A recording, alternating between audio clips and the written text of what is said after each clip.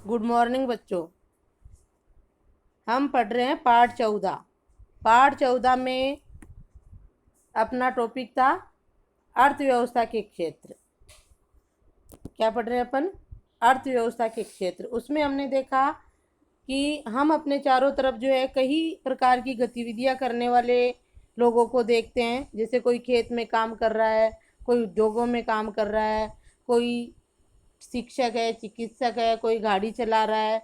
तो ये सारी गतिविधियां जो है व्यक्ति करता है वो अर्थ प्राप्त करने के लिए, अर्थ यानी धन प्राप्त करने के लिए करता है, इसलिए इनको जो है आर्थिक गतिविधियां कहा जाता है। इन गतिविधियों को या अपनी अर्थव्यवस्था के क्षेत्र को 3 भागों में बांटा गया है।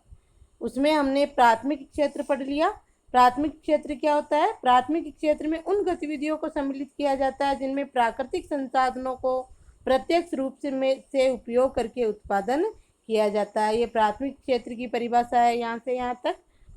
जैसे कपास उत्पादित करना, गन्ना उत्पादित करना, खानों से खनिज पदार्थ निकालना, वनों से लकड़ी काटना आदि, ये सभी प्राथमिक क्षेत्र की गतिविधियां हैं।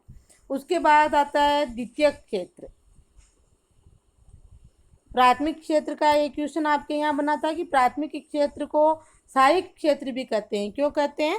क्योंकि प्राथमिक क्षेत्र द्वितीयक और तृतीयक क्षेत्र के विकास में सहायक होता है, इसलिए जो है इसे सहायक क्षेत्र भी कहते हैं। ये यहाँ से प्राकृतिक संसाधनों का उपयोग करके किसी वस्तु का उत्पादन करते हैं, इसलिए प्राथमिक क्षेत्र की गतिविधि कहा जाता है। और ये जो है द्वितीयक और तृतीयक क्षेत्र के विकास में सहायक होता है, इसलिए इसको सहायक क्षेत्र भी कहा जाता है। ये इंपॉर्टेंट क्वेश्चन है यहाँ पर।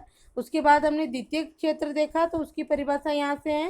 द्वितीय क्षेत्र की गतिविधियों के अंतर्गत उत्पादों को विनिर्माण प्रणाली द्वारा अन्य रूपों में परिवर्तित किया जाता है। जैसे कपास से सूती वस्त्रों का निर्माण करना, गन्ने से जो है चीनी और गुड़ बनाना आदि।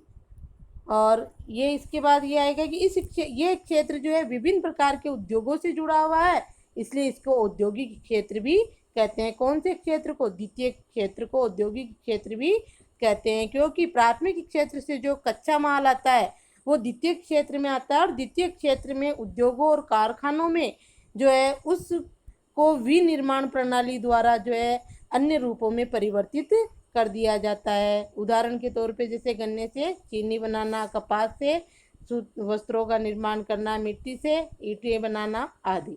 तो ये हो गया अपना प्राथमिक और द्वितीय क्षेत्र।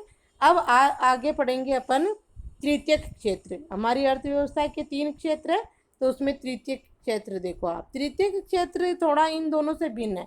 दोनों में उत्पादन होता है। प्राथमिक क्षेत्र में भी उत्पादन हो रहा है कच्चे माल का, और द्वितीय क्षेत्र में वस्तुओं का उत्पादन हो रहा है। लेकिन तृतीय क्षेत्र जो है ये प्राथमिक और द्वितीय दोनों क्षेत्रों के विकास में सहायक है। इनके दोनों के विकास में सहयोग करता है तृतीय क्षेत्र। वो कैसे? देखो, आज यहाँ से पढ़ेंगे अपन। किताब खोल लो, किताब है जिनके पास, और जहाँ मैं अंडरलाइन कर दी हूँ अंडरलाइन करो। प्रश्न लिखती हूँ, आप भी लिखो प्रश्न, ध्यान दो। देखो यहाँ से, प्राथमिक और द्वितीय क्षेत्र के अतिरिक्त आर्थिक गतिविधियों की एक तीसरी कोटि भी है जो तृतीय क्षेत्र के अंतर्गत आती है और उपयुक्त 2 क्षेत्र से भिन्न है। तृतीय क्षेत्र दोनों क्षेत्रों से क्या है? भिन्न है, क्योंकि दोनों क्षेत्रों में उत्पादन होता है, जबकि तृतीय क्षेत्र जो है दोनों के विकास में सहायक होता है, इसमें उत्पादन नहीं होता है। दोनों क्षेत्रों से भिन्न है। ये गतिविधियां प्राथमिक और द्वितीय क्षेत्र के विकास में सहयोग करती है। ये स्वतः वस्तुओं का उत्पादन नहीं करती। प्राथमिक और द्वितीय क्षेत्र में वस्तुओं का उत्पादन होता है और तृतीय क्षेत्र में वस्तुओं का उत्पादन नहीं होता है। ये प्राथमिक और द्वितीय क्षेत्र का सहयोग करता है तृतीय क्षेत्र, बल्कि उत्पादन प्रक्रिया में सहयोग करती है, उत्पादन नहीं करती है। जबकि उत्पादन प्रक्रिया में क्या करता है? तृतीय क्षेत्र सहयोग करता है। यहाँ से देखो, प्राथमिक और द्वितीय क्षेत्र ये गतिविधियाँ कौन सी? तृतीय क्षेत्र की गतिविधियाँ प्राथमिक और द्वितीय क्षेत्र के विकास में सहयोग करती है। ये स्वतः वस्तुओं का उत्पादन नहीं करती, बल्कि उत्पादन प्रक्रिया में सहयोग करती है। कैसे?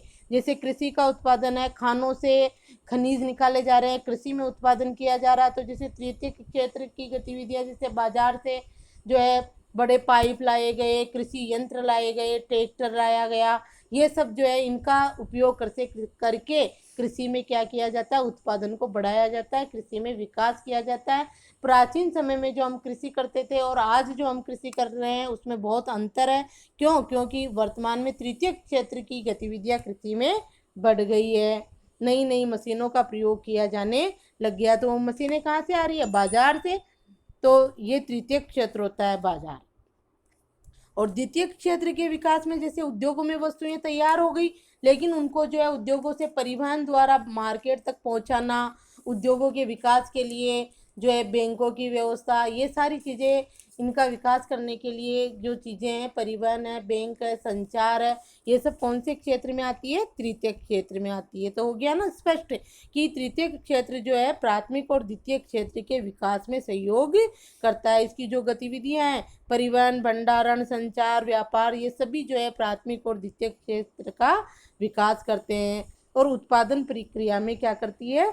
सहयोग करती है। जितना अधिक तृतीय क्षेत्र का विकास होगा उतना ही प्राथमिक और द्वितीय क्षेत्र का भी विकास होगा। इस प्रकार से तृतीय क्षेत्र प्राथमिक और द्वितीय क्षेत्र के विकास में सहयोग करता है। तो यहाँ पर थोड़ा इम्पोर्टेंट बात है समझने की, समझना यहाँ से। आगे देखो, जैसे प्राथमिक और द्वितीय क्षेत्र द्वारा उत्पादित वस्तुओं को थोक, ये उदाहरण देके बताया गया है कि किस प्रकार जो है तृतीय क्षेत्र प्राथमिक और द्वितीय क्षेत्र में जो के विकास में सहयोग करता है। तो ये जो अभी अंडरलाइन की थी, इन लाइनों पे स्टार बना के इनको समझना आपको। अब आगे देखो, ये उदाहरण बताया गया है, जैसे प्राथमिक और द्वितीय क्षेत्र द्वारा उत्पादित वस्तुओं को थोक एवं खुदरा विक्रेताओं को बेचने के लिए ट्रकों और रेलगाड़ियों द्वारा परिवहन की आवश्यकता पड़ती है। कभी कभी वस्तुओं का गोदामों में भंडारण करने की आवश्यकता होती है। हमें उत्पादन और व्यापार में सहूलियत के लिए टेलीफोन पर वार्तालाप करके पत्राचार यानी संवाद करके या बैंकों से कर्ज लेने की भी आवश्यकता होती है।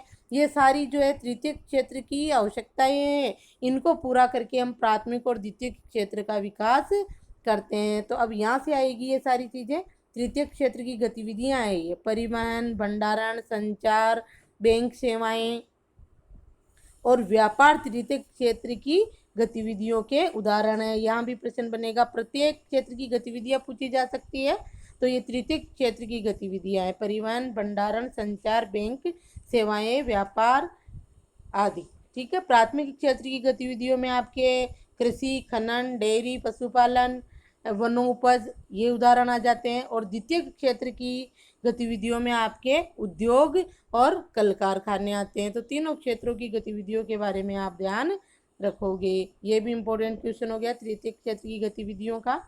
क्योंकि ये गतिविधियां वस्तुओं के बजाय सेवाओं का सर्जन करती है, इसलिए तृतीय क्षेत्र को सेवा क्षेत्र भी कहा जाता है। ये भी इम्पोर्टेंट क्वेश्चन है कि तृतीय क्षेत्र को सेवा क्षेत्र क्यों कहा जाता है। एक प्रश्न यहाँ गतिविधियां पूछे तो सिर्फ यही लिखना है, और ये इम्पोर्टेंट क्वेश्चन है आपका कि तृतीय क्षेत्र को सेवा क्षेत्र क्यों कहा जाता है। इसका उत्तर भी यहाँ से ही होगा। परिवहन, भंडारण, संचार, बैंक सेवाएं, व्यापार तृतीय क्षेत्र की गतिविधियां हैं, और ये गतिविधियां वस्तुओं के बजाय सेवाओं का सर्जन करती है, इसलिए तृतीय क्षेत्र को सेवा क्षेत्र भी कहा जाता है। आ गया समझ? तृतीय क्षेत्र को सेवा क्षेत्र क्यों कहा जाता है का उत्तर। जैसा प्रश्न है वैसा ही हम उत्तर दे देंगे, क्या पूछा जा रहा है वैसे। और हमने ऊपर भी पढ़ा था कि तृतीय क्षेत्र में वस्तुओं का उत्पादन नहीं होता है, ये प्राथमिक और द्वितीय क्षेत्र के विकास में सहयोग करता है। क्या करके? सेवाएं। प्राथमिक और द्वितीय क्षेत्र को सेवाएं देके। कैसे? जैसे परिवहन, तो जैसे किसान के खूब सारे टमाटर उत्पादित हो गए, अब वो क्या करेगा? सबसे पहले संचार का उपयोग करेगा, फ़ोन करेगा शहर में कि जो है ट्रक भेजा जाए या ट्रैक्टर भेजा जाए। तो वो ट्रक ट्रैक्टर जो भी है किसान के खेत पे आएगा, और वो उसकी में भर के जो है उसको कहाँ ले जाएगा? मंडी तक ले जाएगा। तो दो गतिविधियों का उपयोग कर लिया उसने, एक तो टेलीफोन संचार और दूसरा परिवहन में ट्रक का। अगर ऐसा नहीं होता, मान लो संचार साधन तीव्र नहीं होते, तो किसान के आधे टमाटर वहाँ पड़े पड़े ही वो शहर आता, एक दिन कहता, फिर दूसरे दिन ट्रक आता, जब तक तो उसका माल खराब हो जाता। लेकिन संचार और परिवहन के विकास से जो है ऐसा नहीं हुआ और उसके उत्पादन में क्या हुई, वृद्धि हुई। इसी प्रकार हम उद्योग में भी कर सकते हैं। उद्योग में माल तैयार हो गया, तुरंत फोन द्वारा, परिवहन द्वारा जो है उसको बाजार तक पहुंचाया जा सकता है, तो उसका विकास हुआ। अगला एक माल चला गया तो दूसरा माल तैयार होगा उद्योग में, और पहले का ही बना हुआ पड़ा रहेगा तो फिर दूसरा माल कैसे बनेगा, तो उद्योग का विकास नहीं होगा। इस प्रकार से जो है तृतीय क्षेत्र प्राथमिक और द्वितीय क्षेत्र का सहयोग करके उनको सेवा देता है और उनका विकास करता है, इसलिए तृतीय क्षेत्र को सेवा क्षेत्र कहा गया है। आगे यहाँ तक समझ में आपके, ये इम्पोर्टेंट चीज है। आगे देखो, तो ये तो हो ही गई सेवाएं। इसके अलावा सेवा क्षेत्र में कुछ अपरिहार्य सेवाएं भी है जो प्राथमिक और द्वितीय क्षेत्र में नहीं से जुड़ी हुई नहीं है, वो अलग ही है। जैसे जो प्रत्यक्ष रूप से, कौन सी सेवाएं हैं वो, जो प्रत्यक्ष रूप से वस्तुओं के उत्पादन में सहायता नहीं करती है, उसमें कौन कौन आते हैं, शिक्षक, चिकित्सक, धोबी, नाई, मोची एवं वकील, प्रशासनिक एवं लेखा कार्य करने वालों की सेवाएं सम्मिलित है। ये जो है तृतीय सेवा क्षेत्र की अपरिहार्य सेवाएं हैं जो प्रत्येक रूप से वस्तुओं के उत्पादन में सहायता नहीं करती है, किसी का उत्पादन नहीं करती है वस्तुओं का, लेकिन फिर भी लोगों के विकास में सहयोग करती है और सेवाएं देती है। जैसे आपको पढ़ना है तो आप शिक्षक से पढ़ोगे, बीमार हो गए तो डॉक्टर के पास जाओगे, ये सब भी आपको क्या दे रहे हैं, सेवाएं ही दे रहे हैं। तो ये भी सेवा क्षेत्र में यानी तृतीय क्षेत्र में आते हैं। वर्तमान समय में सूचना प्रौद्योगिकी पर आधारित कुछ नवीन सेवाएं जैसे internet cafe, ATM booth, e kiosk, call centre, software company इत्यादि की सेवाएं भी महत्वपूर्ण होती है। तो ये सारी चीज़ें, ये परिवहन, भंडारण, शिक्षक, चिकित्सक, धोबी, इंटरनेट, आपके कॉल सेंटर, सॉफ्टवेयर कंपनी, ये सभी कौन से क्षेत्र की सेवाएं हैं, तृतीय क्षेत्र की। और ये सभी सेवाएं जो है जैसे परिवहन, भंडारण प्राथमिक द्वितीय क्षेत्र का विकास करते हैं, और ये शिक्षक, चिकित्सक ये जो है लोगों के जीवन शैली का विकास करते हैं। लोगों की जीवन शैली अच्छी होती है, मानव विकास करते हैं, लोगों का विकास करते हैं, मानव विकास, मानव को मूल्यवान बनाते हैं। जैसे शिक्षक है, अच्छी शिक्षा देके, अच्छी चिकित्सा देके, इस तरह से। ठीक है, तो ये हो गया आपका सेवा क्षेत्र। और वर्तमान में सेवा क्षेत्र ही ज़्यादा विकास कर रहा है और महत्वपूर्ण भी है, क्योंकि अगर सेवा क्षेत्र विकसित, ये सभी तीनों एक दूसरे से जुड़े हुए हैं। अगर मान लो सेवा क्षेत्र विकसित नहीं होगा तो प्राथमिक और द्वितीय क्षेत्र भी विकसित नहीं होगा। अभी आपने देखा कि लॉकडाउन में सब कुछ बंद हो गया तो अर्थव्यवस्था ही हमारी क्या हो गई, डगमगा गई थी। मान लो प्राथमिक क्षेत्र में उत्पादन नहीं होगा, किसान के कपास ही उत्पादित नहीं होगा तो उद्योगों में क्या जाएगा, कपड़ा कैसे बनेगा, तो वो उद्योग भी प्रभावित हुआ। अब उद्योगों में कपड़ा नहीं बना तो परिवहन द्वारा कैसे उसको कहाँ पहुँचे, बना ही नहीं तो बाजार में क्या आएगा, किसका व्यापार होगा, व्यापार भी ठप हो गया। इस तरह तीनों क्षेत्र एक दूसरे से जुड़े हुए हैं, तीनों का विकास होना आवश्यक है। एक का विकास भी अगर प्रभावित होता है तो उसका असर सब पर पड़ता है, तीनों क्षेत्रों पर। अगर सेवा क्षेत्र विकसित नहीं है तो भी काफ़ी समस्याएं आ जाती है। तो इस तरह से आपको तीनों क्षेत्र समझ आ गए होंगे अच्छे से। ये अर्थव्यवस्था के तीन क्षेत्र हो गए, किसी भी प्रकार का छोटा प्रश्न पूछा जा सकता है, इनको समझ लेना। अब अगला पॉइंट है अपना क्षेत्रों में ऐतिहासिक परिवर्तन। क्षेत्रों में ऐतिहासिक परिवर्तन, क्षेत्र वही तीन, प्राथमिक, द्वितीय और तृतीय क्षेत्र, उनमें ऐतिहासिक परिवर्तन। ऐतिहासिक का मतलब होता है कि आज से 100 साल पहले की बात देखो आप, कि आज के 100 साल पहले कि कौन सा क्षेत्र विकसित था। आप ही सोचो कौन सा क्षेत्र विकसित था एक बार अपने मन में, कि आज जितना सेवा क्षेत्र विकसित था क्या आज के 100 साल पहले था। उद्योग जो आज जितने हैं क्या आज के 100 साल पहले थे, नहीं। कौन सा क्षेत्र विकसित था, प्राथमिक क्षेत्र, क्योंकि कृषि उपज, खनन, कृषि, वन ये तो शुरू से ही थे, 100 साल पहले ही थे। तो कैसे धीरे धीरे जो है प्राथमिक क्षेत्र से द्वितीय क्षेत्र का विकास हुआ और द्वितीय क्षेत्र से आज तृतीय क्षेत्र महत्वपूर्ण हो रहा है, तो इसको हम कहेंगे ऐतिहासिक परिवर्तन। और इसको भी अपन अगर देखते हैं तो जैसे प्राथमिक क्षेत्र, आज से 100 साल पहले कृषि कैसे की जाती थी, सारा काम हाथ से होता था, और आज कृषि में जो है किस तरह की नवीन तकनीकी का प्रयोग किया जा रहा है। तो ये क्या है, ऐतिहासिक परिवर्तन है, आज आने वाले समय का परिवर्तन है। तो इसको हम कहेंगे क्षेत्रों में ऐतिहासिक परिवर्तन। तो अब इसको देख लो थोड़ा सा, ऐतिहासिक परिवर्तन का मतलब समझ गए होंगे आप कि आज के 100 साल पहले, 50 साल पहले तीनों क्षेत्रों की स्थिति क्या थी और आज क्या है, तो उनमें परिवर्तन ही है। देखो, सामान्यतः यह अधिकांश विकसित देशों में पाया गया कि विकास की प्रारंभिक अवस्था में प्राथमिक क्षेत्र ही सबसे महत्वपूर्ण था। अंडरलाइन कर लो यहाँ, ये बात आप ध्यान रखोगे, स्टार बना लो कि अधिकांश विकसित देशों को भी हम देखें, आज अमेरिका, जापान जो विकसित देश है जहाँ टेक्नोलॉजी की कोई कमी नहीं है, वर्तमान में सेवा क्षेत्र पूर्ण रूप से वहाँ पर विकसित है। वहाँ की प्रारंभिक अवस्था को भी हम देखें तो क्या स्थिति थी कि प्राथमिक क्षेत्र ही सबसे महत्वपूर्ण क्षेत्र रहा। विकसित देशों का भी पहले प्राथमिक क्षेत्र ही विकसित हुआ। धीरे धीरे कृषि प्रणाली परिवर्तित होती गई और ये क्षेत्र समृद्ध होता गया वह पहले की तुलना में अपेक्षाकृत अधिक उत्पादन होने लगा। कौन से क्षेत्र में? प्राथमिक क्षेत्र में। धीरे धीरे कृषि प्रणाली में नवीन तकनीकियां आती गई, वह प्रणाली विकसित होती गई और ये प्राथमिक क्षेत्र भी विकसित होता गया और उत्पादन भी इसमें अधिक होने लगा। अब अधिक उत्पादन होता है तो फिर उसको यूज करने के लिए भी चाहिए, तो अधिक उद्योगों का विकास हुआ, उत्पादन कच्चा माल ज़्यादा मिला तो उद्योग भी ज़्यादा हुए। इस तरह से जो है धीरे धीरे ऐतिहासिक उद्योग ज़्यादा हुए तो लोग जो है कृषि को छोड़कर उद्योगों में काम करने लगे, जनसंख्या भी बढ़ने लगी। तो इस तरह ऐतिहासिक परिवर्तन हुए। तो देखो आगे, अनेक लोग दूसरे कार्य करने लगे। शिल्पियों और व्यापारियों की संख्या में वृद्धि होने लगी। क्रय विक्रय की गतिविधियां कई गुना बढ़ गई। क्यों बढ़ गई?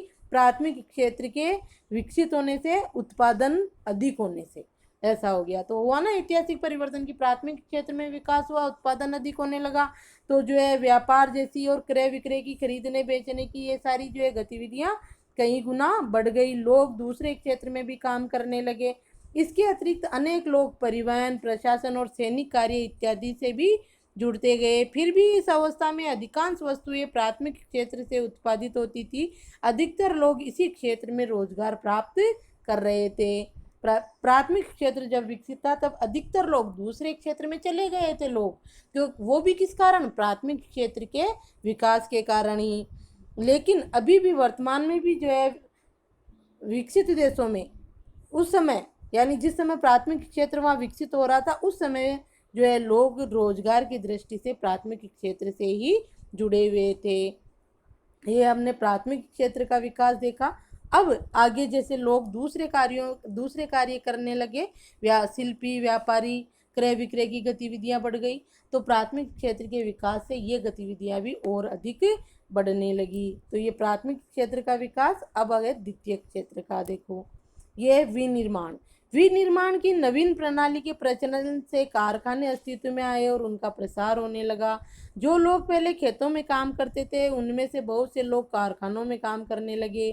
कारखानों में सस्ती दरों पर उत्पादित वस्तुओं का उपयोग होने के कारण कुल उत्पादन एवं रोजगार की दृष्टि से द्वितीय क्षेत्र सबसे महत्वपूर्ण हो गया। देखो अब क्या है कि पहले हाथ से काम होता था तो जो है वस्तुएं महंगी थी। अब विनिर्माण प्रणाली में नवीन तकनीकी आ गई और कई कारखाने अस्तित्व में आए, यानी कई उद्योग धंधे स्थापित हो गए। मशीनों से काम होने लगा तो कारखानों में सस्ती दरों पर उत्पादित वस्तुओं का उपयोग होने लगा। एक आदमी किसी वस्तु को बनाएगा 100 दिन तक तो वो महंगी भी होगी, और मान लो 100 आदमियों ने मिलकर काम किया और वस्तुएं उत्पादित की तो वो महंगी होगी। एक मशीन ने 100 आदमी का काम 2 दिन में ही कर दिया तो वो वस्तु क्या होगी? सस्ती होगी। तो ऐसा ही हुआ, विनिर्माण प्रणाली में नवीन तकनीकी आने से उद्योगों का विकास हुआ और उत्पादन एवं रोजगार दोनों ही लोगों को खूब मिलने लगे, क्योंकि उद्योग भी अधिक से अधिक विकसित हो गए। तो अब लोग प्राथमिक क्षेत्र से कौन से क्षेत्र में ज़्यादा जुड़ने लग गए?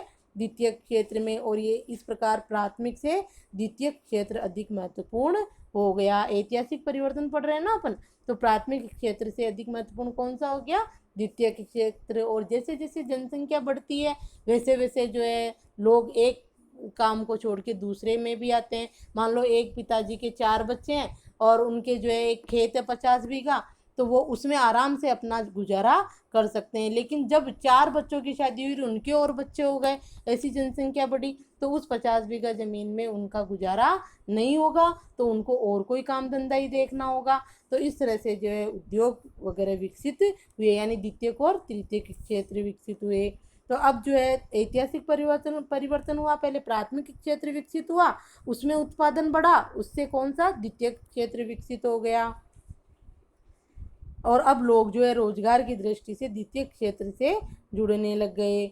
इसके फलस्वरूप अतिरिक्त समय में भी काम होने लगा। अब अतिरिक्त समय में भी जैसे लोग क्या करते थे, दिन में अपने खेत में काम कर लेते और अतिरिक्त समय में उद्योगों में काम कर लेते, कुछ और काम कर लेते। इस तरह से जो है लोगों की आर्थिक स्थिति अच्छी होने लगी। इसके फलस्वरूप अतिरिक्त समय में भी काम होने लगा। विगत 100 वर्षों में विकसित देशों में द्वितीय क्षेत्र से तृतीय क्षेत्र की ओर बदलाव हुआ है। अब ये पहले प्राथमिक क्षेत्र विकसित था, फिर द्वितीय क्षेत्र विकसित हुआ, और विगत यानी बीते हुए 100 वर्षों की स्थिति हम देखें तो प्राथमिक क्षेत्र द्वितीय क्षेत्र के बजाय लोग अब कौन से क्षेत्र में आने लगे हैं, तृतीय क्षेत्र यानी सेवा क्षेत्र अधिक विकसित हुआ है। कुल उत्पादन की दृष्टि से सेवा क्षेत्र का महत्व बढ़ गया। ऐतिहासिक परिवर्तन समझ रहे हो ना आप, पहले कौन सा क्षेत्र विकसित था, प्राथमिक, फिर कौन सा हुआ, द्वितीयक, और अभी वर्तमान में कौन सा, तृतीय क्षेत्र जो है उसका महत्व बढ़ गया। लोग अधिकांश रोजगार की दृष्टि से उसमें आधारित हो गए। अधिकांश श्रमजीवी लोग सेवा क्षेत्र में नियोजित है। विकसित देशों में यही स्थिति देखने को मिलती है। ये विकसित देशों की स्थिति है। विकसित देशों में जो है यही स्थिति देखने को मिलती है कि वर्तमान में लोग तृतीय क्षेत्र से जो है ज़्यादा जुड़े हुए हैं, क्षेत्र में ज़्यादा नियोजित है, उसमें जुड़े हुए हैं। और इस तरह से जो है विकसित देशों में प्राथमिक क्षेत्र से द्वितीय क्षेत्र और द्वितीय क्षेत्र से तृतीय क्षेत्र का विकास हुआ। इसे ही हम क्या कहेंगे, क्षेत्रों में ऐतिहासिक परिवर्तन। हम अपने भारत की स्थिति देखें तो भारत में भी ऐसा ही है। भारत में भी प्राथमिक क्षेत्र पहले ज़्यादा विकसित था। धीरे धीरे अंग्रेजों के समय सारे हमारे उद्योग धंधे यानी द्वितीय क्षेत्र नष्ट हो गया था, लेकिन स्वतंत्रता के बाद हमने द्वितीय क्षेत्र को जो है फिर से विकसित किया। ये हमने पढ़ा था ना उद्योगों वाले पार्ट में। 1950 में योजना आयोग का गठन हुआ, फिर जो है पंचवर्षीय योजनाएं बनी। पहली पंचवर्षीय योजना कब बनी थी, 1 अप्रैल 1951 को। उनमें दूसरी पंचवर्षीय योजना में कौन कौन से उद्योग विकसित हुए, ये सारी चीज़ें हम पढ़ चुके हैं। तो द्वितीय क्षेत्र विकसित हुआ, और अभी वर्तमान में भारत में भी तृतीय क्षेत्र, यही संचार वगैरह परिवहन, ये खूब विकसित है। तो हमारा देश जैसे विकसित देशों की श्रेणी में नहीं है, लेकिन विकासशील है। और अगर इसी तरह से तृतीय क्षेत्र हमारे देश में भी बढ़ता रहा तो हमारा देश भी विकसित देशों की श्रेणी में आ जाएगा। तो ये यहाँ तक हो गया आपके तीनों क्षेत्र और तीनों क्षेत्रों का जो है ऐतिहासिक परिवर्तन। अब अगला है उत्पादन में तृतीय क्षेत्र का बढ़ता महत्व। वर्तमान में जो उत्पादन में तृतीय क्षेत्र का महत्व अधिक बढ़ रहा है। जैसा कि हमने देखा कि अभी वर्तमान में लोग, आप देखो पढ़े लिखे लोग, कोई खेत में काम करना पसंद नहीं करता है, कोई उद्योग में जाकर मजदूरी करना पसंद नहीं करता है। सभी जो है तृतीय क्षेत्र में, सेवा क्षेत्र में नौकरी लगने के पीछे ही लगे रहते हैं। तो वर्तमान उत्पादन में तृतीय क्षेत्र का बढ़ता महत्व देखो। भारत में ये स्थिति है कि भारत में जो है रोजगार की दृष्टि से अभी भी आधी जनसंख्या जो है कृषि पर ही आधारित है। कृषि यानी प्राथमिक क्षेत्र में कार्य करती है भारत की आधी जनसंख्या, लेकिन उत्पादन की दृष्टि से सेवा क्षेत्र यानी तृतीय क्षेत्र ज़्यादा विकसित हो रहा है। और स्थिति यह है कि भारत में द्वितीय क्षेत्र को ज़्यादा बढ़ाना है। अगर द्वितीय क्षेत्र बढ़ेगा ना, यानी उद्योग कल कारखाने ज़्यादा स्थापित होंगे तो कच्चा माल भी ज़्यादा चाहिए होगा उनके लिए। और अगर उद्योगों में कच्चा माल होगा और उद्योगों में जो है अधिक विनिर्माण प्रणाली यानी वस्तुओं का उत्पादन अधिक होगा तो उससे सेवा क्षेत्र भी विकसित होगा। तो ये हमारे भारत की स्थिति है। तो अब देखो उत्पादन में तृतीय क्षेत्र का बढ़ता महत्व। अभी वर्तमान में उत्पादन में किसका महत्व अधिक बढ़ रहा है, तृतीय क्षेत्र यानी सेवा क्षेत्र। पिछले वर्षों में अर्थव्यवस्था में सभी क्षेत्रों में उत्पादन में वृद्धि हुई, परंतु सबसे अधिक वृद्धि तृतीय क्षेत्र के उत्पादन में हुई है। अभी वर्तमान में सभी क्षेत्रों में वृद्धि हुई है, यानी सभी क्षेत्रों में वृद्धि हुई है। यानी प्राथमिक क्षेत्र में जो है बन भी रहा है कि नहीं, नहीं यार, हाँ देखो थोड़ा, पिछले वर्षों में अर्थव्यवस्था के सभी क्षेत्रों में उत्पादन में वृद्धि हुई है, प्राथमिक क्षेत्र में भी वृद्धि हुई है, क्योंकि कृषि खनन इन सब में नई नई तकनीकी प्रौद्योगिकी का प्रयोग किया जा रहा है, तो उनमें भी उत्पादन बढ़ रहा है, उद्योगों में भी नई तकनीकी का प्रयोग करके उत्पादन बढ़ा है। लेकिन सबसे अधिक वृद्धि किसमें हो रही है? तृतीय क्षेत्र में, यानी सेवा क्षेत्र में। सेवा क्षेत्र की गतिविधियां हमने देख ली, शिक्षक, चिकित्सक, परिवहन, भंडार, संचार, बैंक सभी इसमें आते हैं। तो वर्तमान में सबसे अधिक वृद्धि तृतीय क्षेत्र में। परिणामतः भारत में प्राथमिक क्षेत्र को प्रतिष्ठित करते हुए तृतीय क्षेत्र सबसे बड़े उत्पादक क्षेत्र के रूप में उभरा है। भारत में प्राथमिक क्षेत्र को प्रतिष्ठित करते हुए तृतीय क्षेत्र सबसे बड़े उत्पादक क्षेत्र के रूप में उभरा है। भारत में यद्यपि सकल घरेलू उत्पाद में तीनों क्षेत्रों की हिस्सेदारी में परिवर्तन हुआ है, फिर भी रोजगार में उल्लेखनीय परिवर्तन नहीं हुआ। प्राथमिक क्षेत्र से रोजगार का स्थानांतरण क्यों नहीं हुआ? इसका कारण यह है कि द्वितीयक और तृतीयक क्षेत्र में रोजगार के अवसरों का पर्याप्त सर्जन नहीं है। परिणामतः भारत देश में लगभग आधे श्रमिक प्राथमिक क्षेत्र मुख्यतः कृषि क्षेत्र में ही काम कर रहे हैं, जिसका सकल घरेलू उत्पाद में योगदान 15% से भी कम है। इसकी तुलना में द्वितीयक और तृतीयक क्षेत्र का सकल घरेलू उत्पाद में हिस्सा 85% से अधिक है। यह क्षेत्र लगभग आधे लोगों को रोजगार प्रदान करता है। आधे लोग तो किसमें? द्वितीयक और तृतीयक क्षेत्र में। और आधे कौन से क्षेत्र में है? हमारे देश के प्राथमिक क्षेत्र में। तो जो है ये देखो आप, सकल घरेलू उत्पाद में तो 15% है प्राथमिक क्षेत्र का, और इसकी तुलना में द्वितीयक और तृतीयक क्षेत्र का सकल घरेलू उत्पाद में कितना हिस्सा है? 85%। यह क्षेत्र लगभग आधे लोगों को रोजगार प्रदान करते हैं। द्वितीयक और तृतीयक क्षेत्र और रोजगार की दृष्टि से भी स्थानांतरण नहीं हुआ है। अधिकांश यानी आधी जनसंख्या प्राथमिक क्षेत्र में ही कार्य कर रही है, लेकिन वर्तमान में तृतीयक क्षेत्र ही ज्यादा बढ़ रहा है। सकल घरेलू उत्पाद में तृतीय क्षेत्र का महत्व ज्यादा है भारत में, जबकि रोजगार की दृष्टि से प्राथमिक क्षेत्र महत्वपूर्ण है। तो आज यहीं तक, धन्यवाद।